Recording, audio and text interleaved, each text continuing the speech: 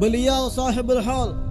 Secara susunan nasab, beliau Al-Habib Al-Mujahid Al-Syarif Idrus Ibn Abdurrahman Ibn Ali Ibn Hasan sahib Araidah Ibn Alawi sahib Athibi Ibn Abdullah Maula Tagah Ibn Ahmad Ibn Husain Ibn Al-Imam Sultan Al-Mala wa Imam Al-Awliya wa Ghathil Akabiri Syamsi Syumus wa Muhyin Nufus Abdullah bin Abi Bakar Al-Aidarus, salah seorang dari keluarga besar habaib Ahlul Bait Nabi, dari keluarga besar Ba'alawi atau Bani Alawi.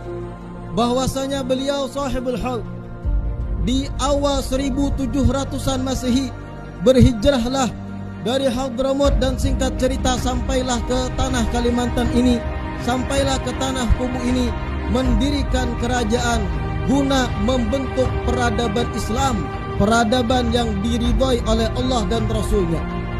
Beliau Al-Habib Idrus Ibn Abdurrahman ketika mana berdakwah, beliau menjadikan kerajaan atau kesultanan sebagai media agar mempermudah langkah dan aktivitas dakwah beliau di dalam menyebarluaskan syiar agama Nabi kita Muhammad sallallahu alaihi wasallam.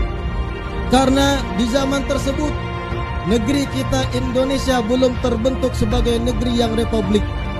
Kepemimpinan masih berbentuk monarki, kesultanan di sana sini, termasuk pula Kesultanan Kubu. Al-Habib Idrus bin Abdurrahman, beliau paham pasti dan mengetahui dengan yakin bahwasanya tidak akan mulus gerakan dakwah dan membentuk peradaban Islam yang diridhai Allah dan Rasul kecuali dengan mentaksis, mendirikan kesultanan kerajaan. Karena dengan kerajaan inilah syiar, dakwah, ilmu, agama akan bisa mudah disebarluaskan dan akan mudah untuk memproteksi daripada gangguan-gangguan penjajah yang tujuannya semata hanya karena duniawi yang sifatnya fana ini. Seorang Alawi, seorang syarif yang mempunyai nasab mulia, tersambung dari alim kepada alim, wari' kepada wari', alim kepada ulama, alim kepada allamah, sudah sepantasnya meneladani jalan yang sudah dicontohkan kakek moyangnya. Al-Habib Idrus bin Abdurrahman, tidaklah beliau terkenal dan tersohor hanya karena jabatan sultan yang beliau angkat saja, namun syarafuhu, kemuliaan beliau, tingginya makam beliau dikarenakan keteladanan beliau kepada kakek moyangnya. Seorang yang alim, putra dari alim, cucu dari alim, kemudian buyut dari alim, terus bersambung hakada ila Nabi sallallahu alaihi wasallam, sampai kepada Nabi sallallahu alaihi wasallam. Setidaknya kita yang mempunyai nasab tersambung kepada sahibul hal, meneladani walaupun cuma bisa sedikit, sehingga termasuk cucu-cucu yang diridhai dan disenangi keberadaannya oleh sahibul hal.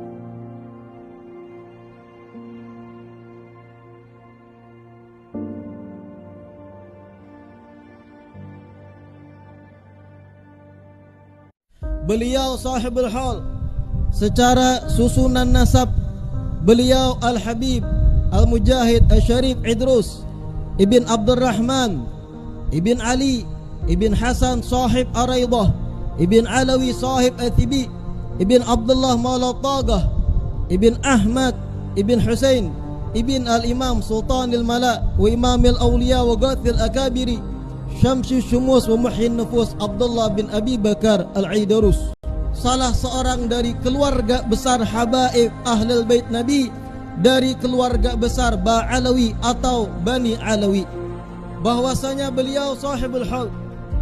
Di awal 1700-an Masehi berhijrahlah dari Hadramaut dan singkat cerita sampailah ke tanah Kalimantan ini, sampailah ke tanah Kubu ini, mendirikan kerajaan guna membentuk peradaban Islam, peradaban yang diridhai oleh Allah dan Rasulnya.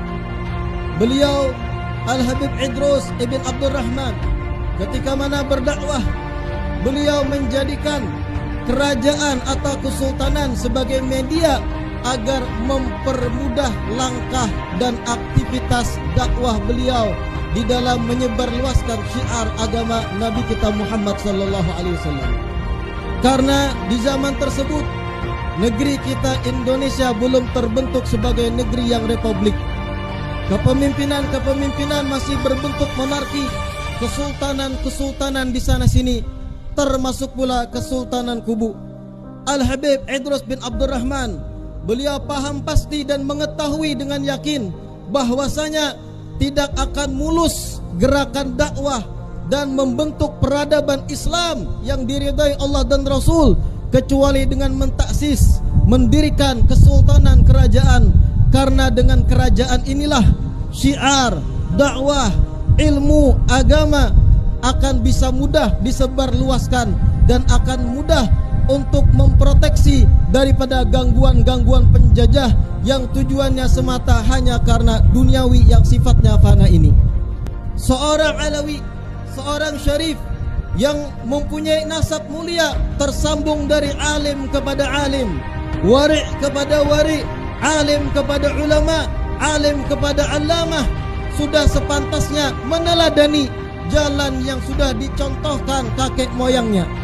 Al-Habib Idrus bin Abdurrahman, tidaklah beliau terkenal dan tersohor hanya karena jabatan sultan yang beliau angkat saja.